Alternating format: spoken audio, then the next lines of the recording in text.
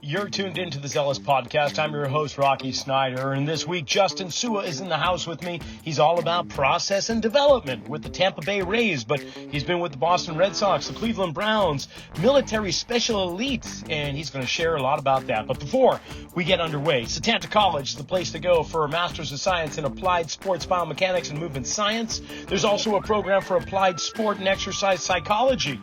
And there's also a Master's of Science in Performance Coaching, or perhaps you'd like sports injury and return to performance management. Either way, SetantaCollege.com is the place to go, and you can get 10% off your tuition with the code RS10, RS10. Let them know that you heard it on Zealous. In the meantime, subscribe to the show, and here we go. Well, we're just going to dive right in. Justin, thank you for joining me on the Zealous Podcast. I'm thrilled to have you on. Thanks so much for having me. Looking forward to this conversation.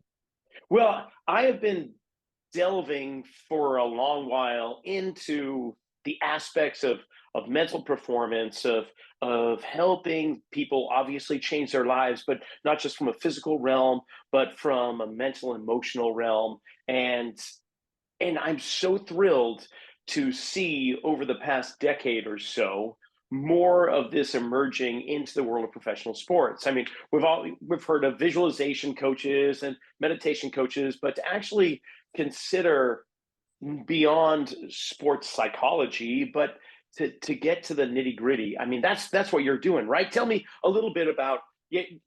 Let's start with your superhero origin story, as I call it. Like, where did Justin come from? Yeah, great. I like that question. The superhero origin story. Who was it? Steve Jobs, who said that you can only connect the dots looking back. And so it's interesting, just like any of us, some of us couldn't fathom where we'd end up with all the doors that closed and all the doors that were open and all the ones that we had to kick open. Same for myself as well, where I born and raised from. My father is an immigrant from the island of American Samoa. My mom is a Mexican American. Didn't graduate, or she graduated high school, but didn't go to college. And from a young child, we were raised thinking, believing, taught, swing for the fences. Swing for the fences. You can do anything that you want. So my father, having never played baseball in high school, went on to get signed with the Los Angeles Dodgers and played professional baseball. My mom, who didn't have an MBA in business, went on to be a vice president of a multi-million-dollar company. And so we were raised with parents to say, go for it. Go for it. There's not one cookie cutter way to get places, and you can do it. So I decided I too wanted to be a professional baseball player. Didn't end up working out. I got my bachelor's degree in broadcast journalism. I said, you know what? I want to be a sports broadcaster. That didn't work out, and I went into teaching high school, and I loved it. I wanted to do that for the rest of my life. That didn't work out, and so I got my degree in sports psychology. And thought, you know what? I'm going to focus on young kids and families. And that led to the military, and that led to IMG Academy, which led to the Red Sox, Browns, Rays, Google, Special Forces, NHL, and here we are having this conversation. So I know it's a quick ascension. Like, long story short, it was a wild, windy road, and I look forward to what's ahead. But you picked up something from every experience. That's what my imagination is telling me right now. It's what my heart's telling me, is that you learned some tools, you took them on, you applied them with other things, and you just led down the path. But there's moments where we all have self-doubt. It's part of us. It's that voice inside our head that we're not going to get rid of. But nonetheless, you find a way to not listen to that voice often enough to put you where you are today. Is that what you do with athletes? I mean, give me a little synopsis of working with the Rays or the Sox or the Browns, or for that matter, Special Forces. What is it, if you could give me the elevator pitch, so to speak? What is that you do? So essentially, you hit the nail on the head. Anyone who performs at a high level, or any level for that matter, we have that chatter that goes on in our mind. We have those thoughts that you think to yourself, who am I to do this? How do I slow the game down? How do I build confidence? Why we don't only compare ourselves to other people, but we compare ourselves to our old self.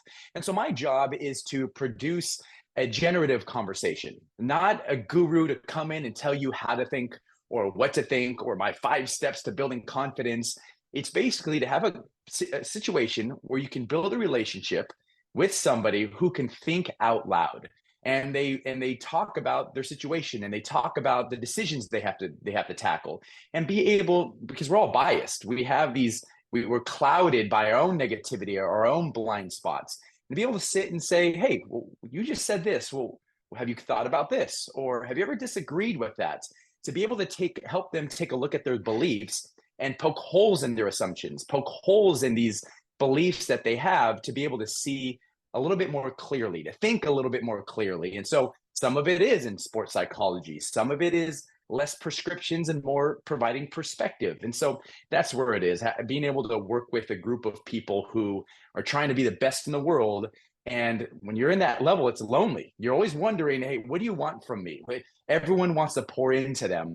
Everyone wants to give them advice. And my role is to not pour in necessarily, but to pull out their origin stories, pull out their tools, pull out what works for them, and the things that they know they need to do that, but maybe it's been buried with the cloud of stress and the cloud of adversity, that they need to get back to the basic first principles. And so that's it for the one-on-ones. And there's a lot of other things that we do, but that's essentially the gist of it. So how do you pull that out? Is it by expressing your own vulnerability? Is it by sharing your experiences and your beliefs? How do you get that level of trust for them to feel at home, to feel like I can confide and receive comfort or gain confidence? How do you do it? I think that's a really good question. I think that is the key to start off with. Building a relationship so strong you bear the weight of truth. So one thing I do have is the anti-sales pitch. I am not trying to convince anybody. If I have to convince you, hey, talk to me, we're not going to work together. Like, we're just not a good fit. There's too much time to be wasted. And I know I'm not for everybody. I might be a terrible person to talk to. You go talk to somebody else, or talk to nobody. Talk to your peers, talk to your friends, talk to your coach, I try to create an environment to whoever you need to connect with to help you with this decision making. Go connect with that person. Many times it's not with me, and I'm completely okay with that. Now, to answer that question, how do I build a relationship where they can talk to me? There's a little bit of, yes, there's empathy involved in there. Yes, there's vulnerability involved in there. But I think the main component is curiosity. Sincerely curious, to be not in a judgmental tone, but to look at a leader in the face who's been doing this for a very long time and ask them, hey, what are you working on? Oh, I'm working on this. Okay, what decision, what considerations are you taking? Oh, I'm taking this, this, and this. Just literally just asking those types of questions. What are you not good at? Who do you need to have a hard conversation with?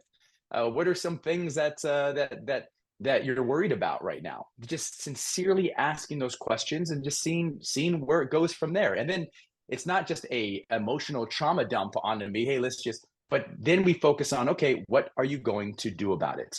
Because a lot of executives, a lot of military, a lot of professional athletes, there's a lot going on. And you feel sometimes that you're in the passenger seat when adversity strikes. We just want to put these men and women back in the driver's seat to be able to say, okay, this is my situation, and good or bad, and this is what I'm going to do about it. Another thing as well is I want to clarify, I don't just work with people who have problems.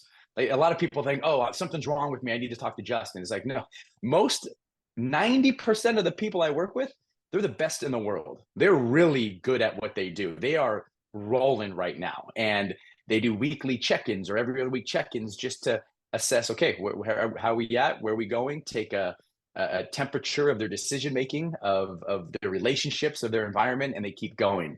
I very rarely get people, I'm struggling, Justin, we need to talk. I don't really get that very much. Well, you beat me to the punch there, because I was thinking that you're probably not working with just athletes that are in a hitting or a pitching slump in any way. So I'm glad you covered that. For me, professionally speaking, I see a lot of people that are suffering from some chronic pain issues. And what I've found over the years is that if we go back in time and find out what happened before this began happening, we're going to find some type of root cause.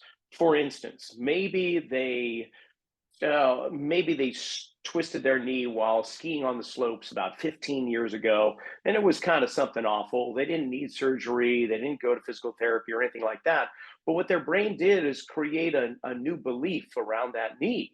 And there wasn't a high sense of trust. There was trepidation, there was fear, so that they changed the way in which their physical body began moving. And that required other areas to take on a little bit more work to support the insecure knee, so to speak. Whatever the belief was, it began to impact their entire existence until 15 years later, their lower back is giving them tremendous trouble.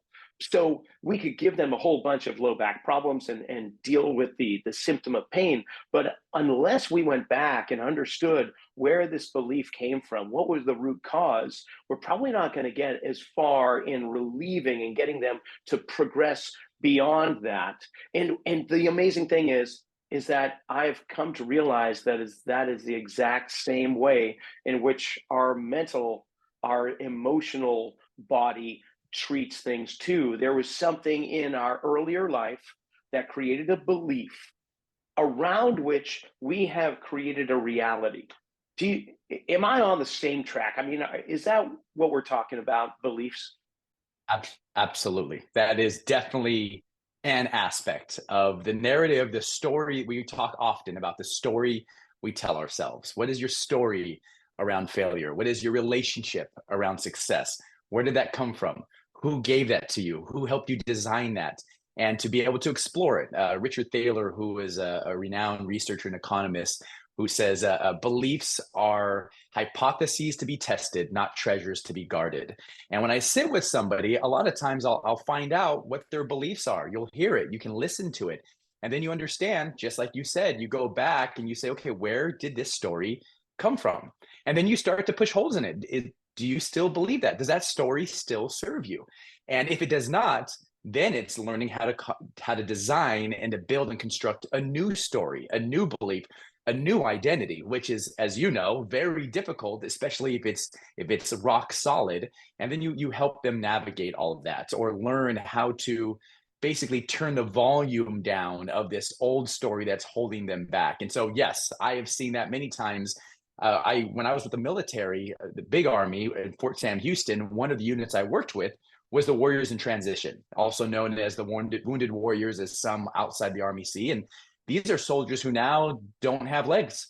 They don't have arms. Their lives have been changed forever. They went from super athletic, superhuman, to doing what they love, to now they literally cannot walk, or will have prosthetic arms for the rest of their lives. And so they have to create new stories, new goals, new mental behaviors to be able to thrive, not just survive their situation, but thrive. And it all starts with the stories that they're telling themselves. And I think that's a really great point that you just brought up. Well, you also bring up that it's not a cookie cutter approach, that we are unique in ourselves, even though we're all human. We have different ways in which we approach different concepts that or constructs that we have. So one way is not going to be the way. And in fact, changing someone's belief or going back is just one aspect, you say. So what other aspects do you take into consideration when working with athletes and warriors? Oh my goodness, there are so many. When you're working with athletes, for example, you take into consideration playing time. Take into consideration how the roster construction, their contract, their families, the time of year, coming off injury, who is, if they're in the minor leagues, do we get a new trade above them?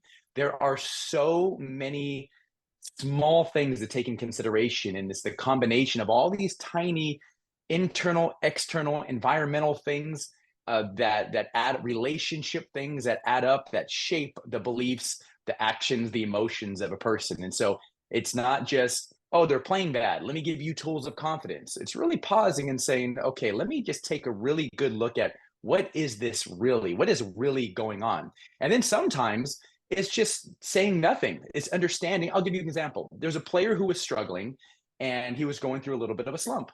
And it's a great player. And he comes up to me and he says, hey, I need a tool. I need some thinking modality. I need something to get me back, whether it be visualization, meditation. My mind's all over the place. I've been struggling. I know this player is really good. And it would have been easy easy to give him a tool, a journal activity, create a video for him, something, a self-talk mechanism. It could have been easy to give him something because he's struggling. And rather than do that, I decided, you know what? Let me just provide a perspective rather than a prescription. And we discussed, he's very analytical, big math guy. And I think he got his degree in finance. And I said, what did you learn about regression to the mean in your classes? He goes, well, essentially in the outlier, you're going to regress to the average. And I said, what do you feel about your current performance? Is this normal, or do you feel this is an outlier performance? And he goes, oh, it's definitely outlier. I said, well, so do you believe that you're going to eventually get back to where you're going to be? He goes, oh, I know I am. I said, okay, great. I believe that too. I don't think you need to do anything. Just that's sports. You're going to have ups. You're going to have downs. You're going to get back to the mean, get back to playing. And he took a deep breath. He goes, I needed that. I needed just to remember that. He goes, not that game, but a little bit later on, he struggles the next few games. And then all of a sudden, he just catches fire, ends up being right back where he's always been, right where he's comfortable. And the joke, he goes, regression to the mean, Justin, regression to the mean. I said, that's it, regression to the mean. And so the positions like mine, like, you're not the hero. You don't have to always provide a tool, a tip, and say, oh, I gave this guy this. Sometimes it's just providing perspective. You're okay. You're going to be fine. And then another guy in another situation, I wouldn't have responded that way. Maybe I do give something else or a different perspective or connect him to someone else. And so that is, these are all little considerations that I keep in mind. How old is the player? Is it a male? Is it a female? Is it an individual sport? Is it a team sport? What is the coach's relationship with the person? What's the parent's relationship with the person? All of these little things that I'm taking in consideration when I am talking to the person. What's their emotional state like? What's their mental state like? What's their physical state like? Where are we talking? Are people around us? Are we by ourselves? Is it in the middle of the dugout? Is it on the sideline? All of these things need to be taken into account for. Does being present come naturally to you, or is that something that you have cultivated, nurtured over time? Because that's what you're telling me right now is from your perspective, as I see it, is you're working with some amazing athletes, warriors, the best of the best, as you say. So I could see there being some weight upon your shoulders if you really felt like, oh my gosh, they're looking for answers. But I see you kind of pushing that off to the side and just saying, I'm going to be present for this individual, and I'm going to listen, and I'm going to respond when need be. Is that what's going on? Yeah, that's a really good way to put it. I think there needs to be a level of competence. As you know, when you work with the highest level of athlete, they will sniff out BS. They will test your circle of competence to see, does this person really know what they're doing in any domain? My domain, strength and conditioning coach, athletic trainer, sports scientist, coach. They're going, if you're going to work with me, you better know your stuff. And I'm going to test you to see if you know your stuff. And if I get to the edges of your circle of competence, these guys want someone, and women, like, you know what? I don't know, but let's figure this out. Let's connect you to someone who can help us figure this out. And so I think that's one part, is I don't feel pressure now. Early in my career, I think I did. I don't think I feel as much pressure now because I know that I'm not the sage on the stage. My job is to be the guide on the side. I'm not the guru with the answers. I don't need to pontificate. I don't need to fake like I know answers. I don't need to use big words and jargon to make it look like as a status signal to show how smart I am. Let's talk. We're humans, and let's pull out and find some answers together. And so, yeah, to your answer, you have to be present. It's kind of like elite performance, because if you're not present, you're going to get knocked out. You're going to miss it because things move so fast. And if I'm not present or I'm distracted, they're going to sniff it out. They're going to see, like, all right, this guy isn't locked in. And then word spreads around the company, around the organization. Like, yeah, don't go talk to Sua. He's not even locked in right now. And so that's that when you're surrounded by this environment, it keeps you on your toes. And how do you practice staying locked in? Or is it a practice? I mean, what is it? For me, my attention varies greatly. From you say squirrel, I'm looking out the window kind of thing. How do you practice being present or staying locked in?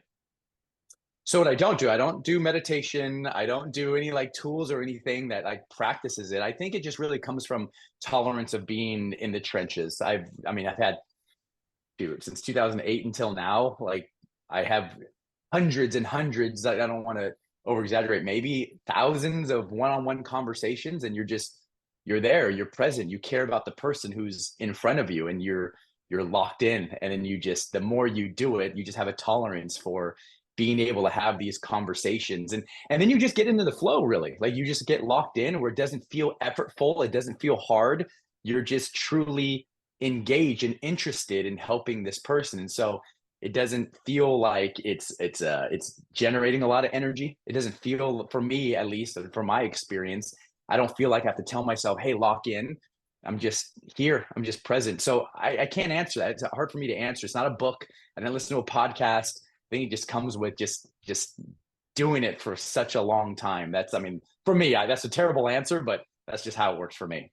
Now, how about this? Anecdotally, has there been an experience with someone that you've worked with where you feel like, I just, for whatever reason, I did not connect. I don't feel like I got through. I don't feel like I was effective in any way whatsoever. And then some days go by, weeks or years, you reconnect with that individual and say, that changed everything in my life. I am so happy about that.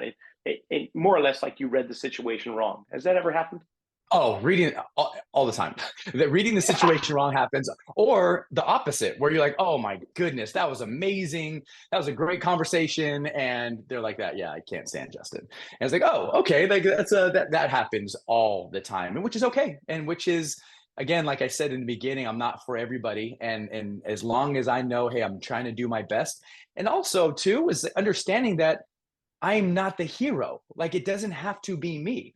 I can feel if, hey, we're not connecting well, let me introduce you to somebody. Let's bring in a clinical psychologist. Let's bring in a meditation specialist. Like, let me introduce you to someone who's just you would connect way better with. That's my job, is to connect this person to the people who will best help the person, especially if it's not me. I think early on I tried to force me on people. Like it has to be me. Like I want it to be me. And now it's like, no, if you're really truly looking out for a person, you're going to connect them to somebody who you think is going to be a better fit.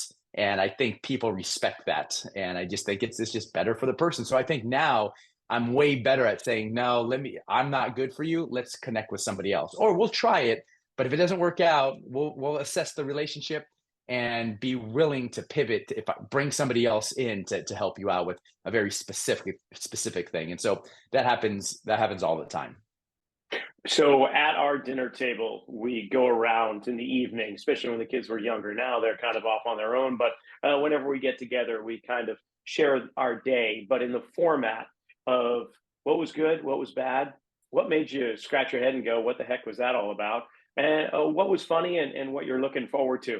Not that this is my default question for my guests, but I'm really curious. Like, what's the best and what's the least ideal about what you do? The best of what I do is just being able to see somebody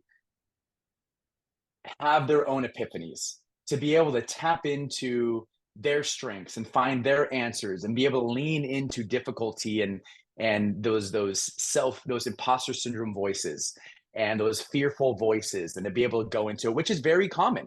I think a lot of people underestimate how that it happens to the best in the world. The best in the world have feelings of imposter syndrome. The best in the world have fears. The best in the world wonder if they're good enough, and if they're going to be found out, feel that they're frauds and they're not good enough. I've seen it. I've seen the best in the world express that, and then go to a press conference and then be extremely confident, or look very confident and poised, but underneath, we were just talking and they're like, I have no idea what I'm doing. I have no confidence. I'm terrible. I'm probably going to get released. And so that's the most refreshing thing, is to be able to see and like, wow, okay, we're all human and we're all trying to figure it out. The hardest thing is really when it does become hard to be able to absorb strong emotions.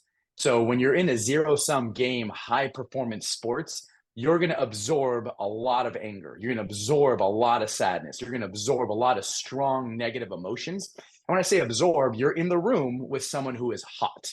and they're angry, not at me, they're not at me, but they're angry about the situation. So if you're uncomfortable sitting and having very awkward, hard conversations, this is a very difficult job because there's a lot of conflict.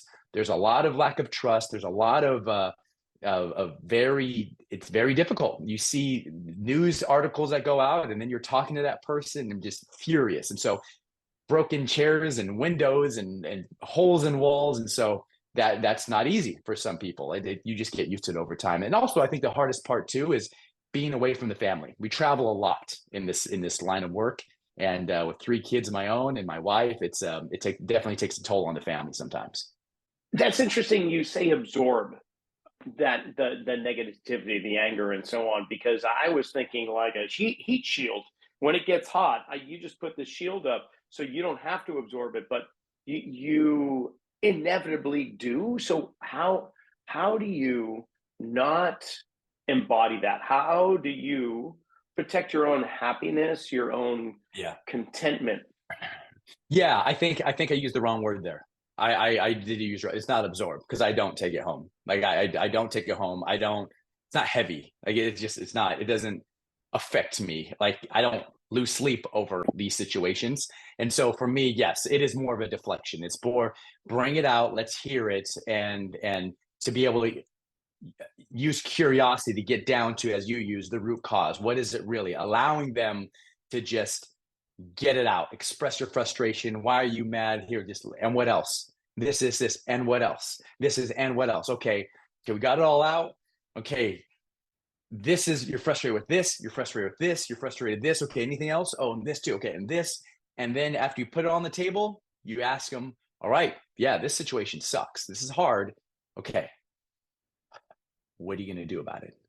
And that's where the magic starts to begin. It's like, okay, got it all out on the table. Let's go. Now let's focus on being in the driver's seat because we got a game in about 2 hours, or we got a game tomorrow and the next day and the next year. We play the Chiefs on Sunday, or you have something coming up this week, or you have the Lakers next week, or you're playing against Rafael Nadal in 3 days. And so, or you're playing in the Masters in 2 days. All right, let's go. And so that's what it looks like. And you're given those examples, so I imagine you've been in several situations like that where you've got these world-class competitors, they're reaching out to you, or you've been working with them, and so you're not exclusive, obviously, to the Rays at this point. You've worked with Google executives, other high-tech execs, you've worked with military elite, as well as NFL, MLB, and so on. But it really boils down to just one person talking to another, doesn't it? Or I mean, yes, there's levels of achievement, and no matter where that is, you're still dealing with the same things, aren't you? No matter who you're talking with. Yeah, so these are the one-on-one in my business. So this is the one-on-one aspect of it, which is, I don't know, even the ratio. I wouldn't say, I'd say about 30%. It's not even the full what I do, the one-on-ones.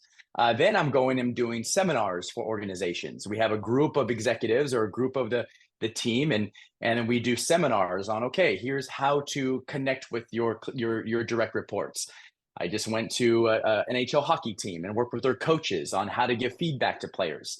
Went to an NFL team of coaching staff, and we talked about how to help your players be mentally tough, giving them the tools. And so a lot of my work right now is working with groups of coaches, executives in kind of a classroom setting and teaching courses on, hey, these are the tools that I use. I'm going to give them to you so that you can use them with those who report to you. And so that's mainly the bulk of what I do. And the one-on-one is about 30%.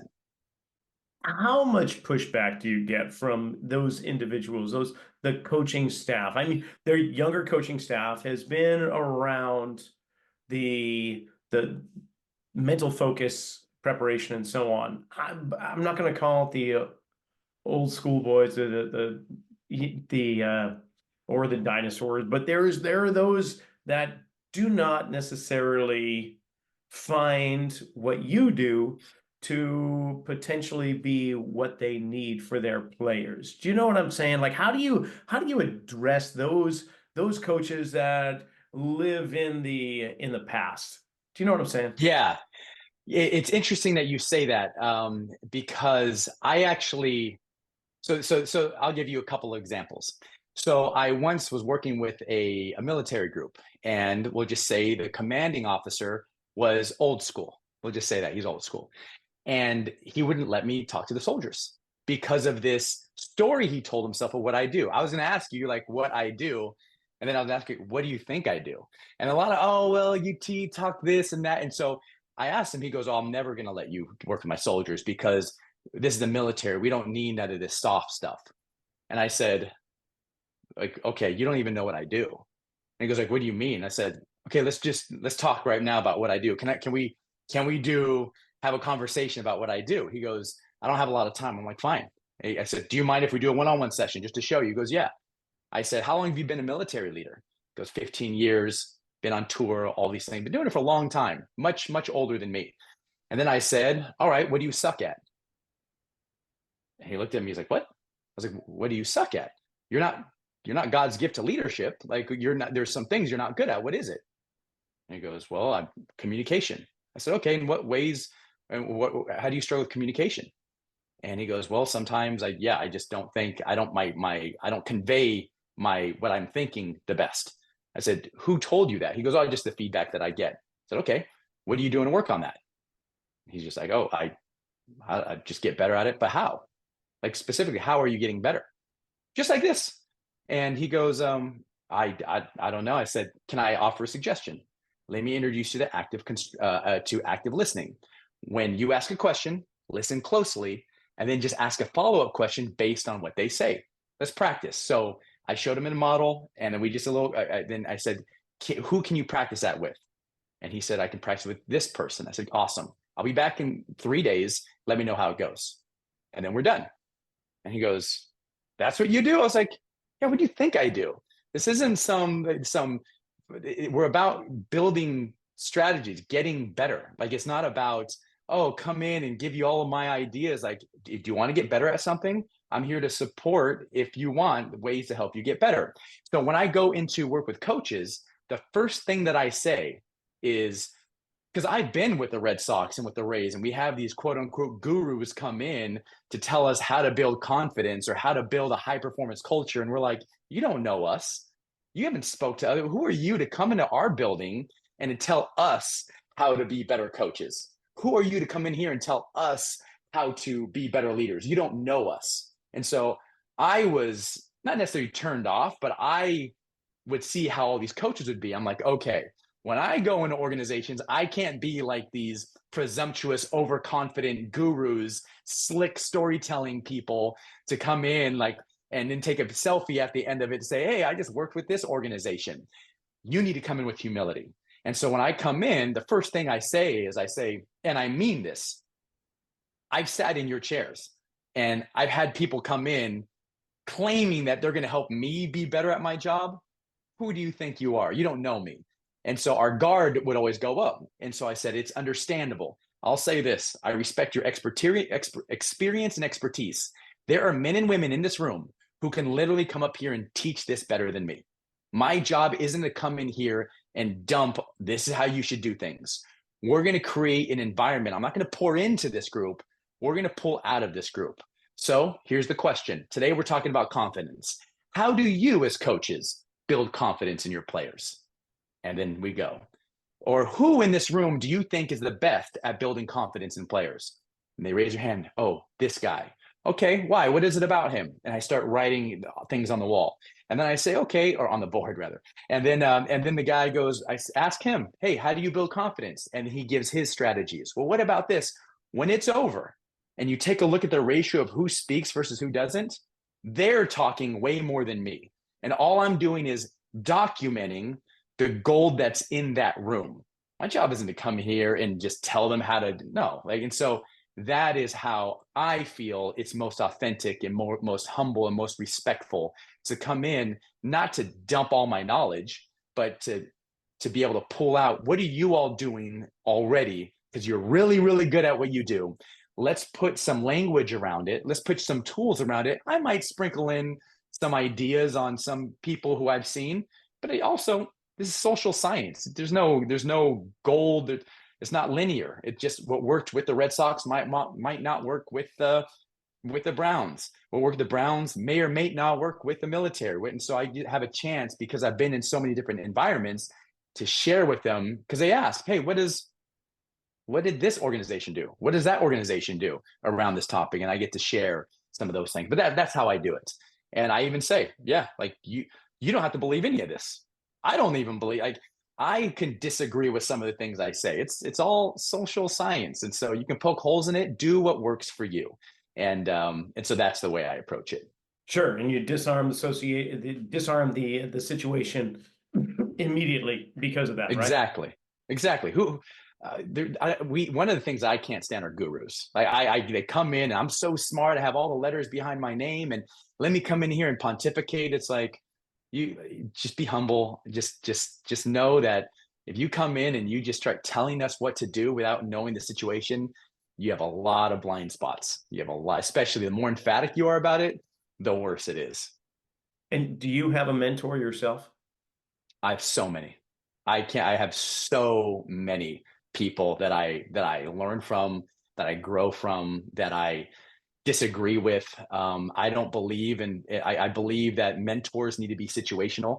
I think some people like, oh, this is my mentor for everything. It's like, no, like, that person is really good at this. You're my mentor for that. But you have terrible relationships.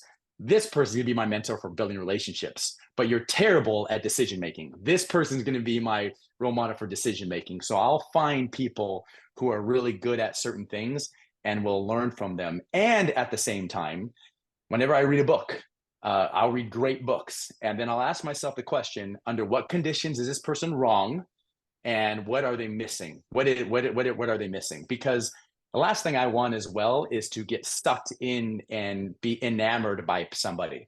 And I fall into, like, now I believe everything they say. And I'm always, just because I like them, I want to be able to be clear thinking, think for myself, disagree, even with myself. Like, there will be podcasts I listen to, I'm like, oh, you know what? Actually, I've adjusted my view on that. And so I have a lot of tons of mentors, and a lot of these people don't even realize they're my mentors. Yeah. Okay, so in that setting where you're asking people who feel the most confident, and they raise their hand, but you've got the other people that aren't raising their hands, do you feel that in that environment, the tide rises all boats in there? I mean, I'm sure you're going to have some exceptions, meaning the people that feel confident aren't going to get much, while there's a few people that are lacking confidence that won't feel change. But I guess my question is do you focus on one group or the other, or just focus on the message that you're trying to convey? No, I don't focus, and I don't ask the question. So maybe I said the question wrong. Who's confident and who's not? The question was, who do you feel is, I'm thinking about coaches, like a room of coaches. Who do you feel in this room is good at instilling confidence in somebody? And it's not to be like, it's not to say, oh, we have our good ones and our bad ones. I'm looking for the outliers so we can learn from success. Success leaves clues. That's where it comes from. Got it. And so that's the reason why I asked that question.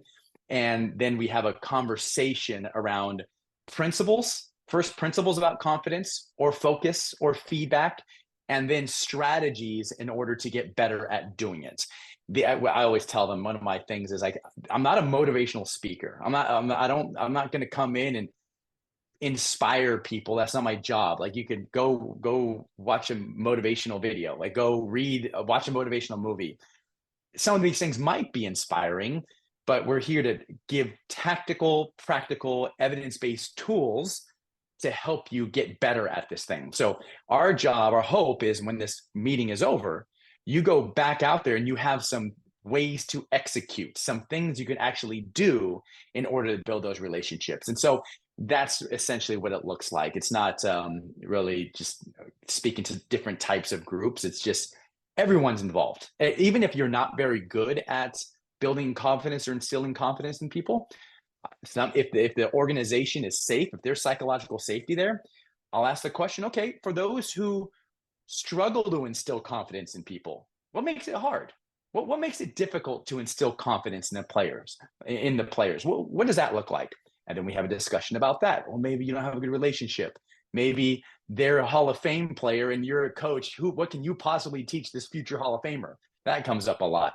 And then we explore it. Okay, how has anybody else dealt with that? Well, once I coached Peyton Manning and this is how I did it. And so again, turning it towards them and letting them answer and modeling curiosity out of my end to really show them that they're the stars. They're the elite coaches. And I'm just here to facilitate a conversation. Yeah, and I think you communicated that really well initially, and I think I misinterpreted what you were saying there. But you mentioned the word principles, and I'm curious, what principles are you talking about? So principles could be a simple. So one thing is like, how do you discover principles? Principles are, I want to say universal truths, but it's not always true. They're simple little, for example, Lion King. This is how I teach it to my kids, principles with my kids. So have you seen the movie The Lion King? Yes. Okay, yeah. we've seen it. So that's why I like to use this one. Okay, so in one sentence, what's the message from Lion King in your opinion? There's not one answer, but what's the key principle or key message from the Lion King? That deep inside we have the power to create great change. Boom. There it is. Period. That's the principle. Deep inside, we have the power to create great change. Let's write it on the board. What else?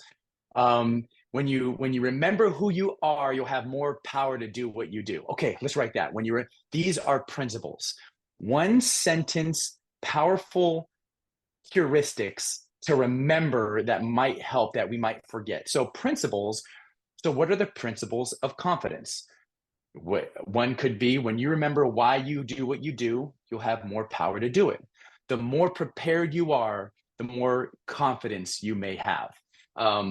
These are principles. They're not techniques or strategies. They're easy to digest, things that you could put in your pocket to remember, to keep in mind. Morgan Housel says, people don't remember books, they remember sentences. You remember messages, general principles that you can take away with you, that you can package and organize, and they're sticky. Now, the strategies are, okay, how? How do I build confidence? Okay, one way is to watch a video of yourself succeeding in the end, or to visualize yourself succeeding in the past. Sit down in this spot. Where are you going to do it? Grab a sheet of paper and write down all the reasons why you're going to succeed. Those are strategies. The principle is, when you remember your purpose, you'll have more power to do it. They're as you can see, one is actionable and practical, and one is more of a sticky, heuristic memory thing that you can remember, like a message to remember. And so that's what principles are. Principles to healing, principles to health, principles to a strong marriage. You're just simple, one-line things to remember that'll help you on your way. Right on. I love it. Okay, everything you've been talking makes me feel like you are the question man. And what I mean by that is you ask more than you tell. You ask to gain insight and information rather than telling someone how to be, how to feel, how to do something. You let them bring out the answers in themselves by asking such questions as, why do you think that is? Who told you that? And so on. Again, I'm kind of back to like, how do you get to that place? Are you just curious by nature? Is it a tool that you found useful? How is it that you do that? Now you have me thinking. I think I honestly, right out the gate, I think it's unconscious. I think curiosity is one of my values. Just it has always been one of my values since I was a child. I remember going back to my origin story. Like, my parents would make fun of me, or like my family would just kind of tease me. They just know that when the exterminator would come home to spray for rodents, I would ask you, hey, what is that? How are you doing that? And then I would go and dress up to be like an exterminator and put I would makeshift like pack on my back with milk cartons, and just so I can be that too. I would go and I would just ask questions. I've always, ever since I was a little kid, and then I would go and I would try it. I just think that I'm just super fascinated with that. I think another thing as well is, I think because I have such a strong aversion for being seen as a know-it-all, I have a deep desire to help the person I'm working with, to help them realize the power's in them. You don't need me. You don't need this. You don't need what my job is to be here to help you see how great you are. You have the answers. And so a lot of times when we're done talking, I'll say, what was your big takeaway from this conversation? And the player will say, a lot of instances, the player will be like, I need to get back to focusing on what I can control. Principle. I need to get back to keeping the main thing. There's 2 principles. Okay, so what are you going to do about it? Okay, I'm going to show up. I'm going to make a checklist of all the things I need to take care of, and I'm going to do all of those things right before the game. I'm going to wake up in the morning, and I'm going to win the morning. I'm going to go work out, whatever. And then when it's all over, every time I say, who? That's awesome. Who said that in this conversation? Who told you to do that? And they said, me. I did. I'm the one who decided that. You're right. I didn't tell you to do that. You're the one who came to this answer. Just to show them that through a series of questions that we had, they were able to think out loud, and they were able to come to their own answers. And I think that's the big thing as well, just help them be self-sufficient, to realize that, hey, they have the power. There's one player who tells me all the time, he goes, Sue, I had a conversation with you today. We were in different states. We never talked, but he goes, I had a conversation with you. I was like, awesome. What did I say? He goes, you're asking me about what I can control. You're asking me about, and obviously he was having a conversation with me in his head, because we've had probably 200 conversations over the year, and just over and over. And he just knows my series of questions. And he goes, thanks, man. Thanks for our conversation today. And I just laugh. I tell him, like, this is hilarious. He goes, they help me. And so that's, I think, why I'm so curious, just because we just want to show them that they have the power and they have the answers. And I'm just a way to help them get there, accelerate the process. So I'm curious now, that was there a know-it-all in your past? Was there somebody that claimed to be the answer person that you had an aversion to, and you say, I'm not going to be like that person? Did that ever come up? Is that what? No, not that I can think of. I think it's just a combination of a lot of athletes and a lot of coaches and a lot of executives and a lot of people telling me a lot of their frustrations of, so-and-so is giving me advice, but they haven't even taken into consideration, like, my parents are telling me to do this, but they're not even considering this. My coach is telling me to do this, but he didn't ask me what I think. The coach is like, the GM told me to do this, but he's not even considering this. My wife or my husband told me I need to do this, but they're not even considering what I do. And so I've heard that over and over and over again, where we get in this advice mode, where we feel like I need to give advice to this person. When the reality is, I think it was Rick Rubin, he says, like, when we're giving advice, we're just giving advice from what we think works good for us. We're too emphatic, as opposed to saying, being more humble and saying, instead of telling people what to do, tell them what to consider. Hey, I would consider this. I would consider this. You're going to make your decision. You're going to decide what to do, but here are some things to consider. If you choose this, this might be the second and third order effects that could, maybe probability that it could lead to this, or what about this? And so I think it has been a culmination of a lot of pushback from athletes and players and coaches and people I work with, to tell me that it's refreshing to hear someone to, like, not tell them what to do. And I didn't realize, now you will get some people to say, don't ask me questions. What should I do? I get that. What should I do? Like, don't ask me, what do you think you should do? Like, what should I do? We got 30 seconds before I go hit. And then I'll just be like, hey, just take a deep breath. Okay, awesome. Thank you. And so there are moments where I'm reading the tea leaves And I'm like, okay, I just need to give them something. Another thing as well, the older, more experienced, more elite athletes and professional, we have these conversations. The younger athlete, the youth athlete, the minor leaguer, I could be a little bit more boom, like direct. Hey, go try this out. Now you might experience this, this, and this. It's a little bit more because they don't have the tool, they don't have the background that the elite ones have. They don't have the experience that a 40-year-old, a 34-year-old all-star has. They're just starting. They're just learning how to navigate their mind. They're just learning emotional regulation.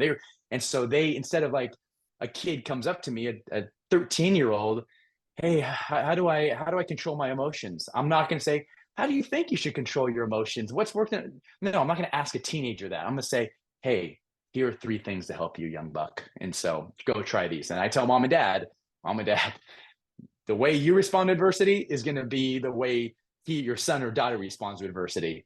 These are the tools I gave them. You need to practice these tools as well, because you can unravel everything we're working on because of your response. And so that's a whole nother conversation.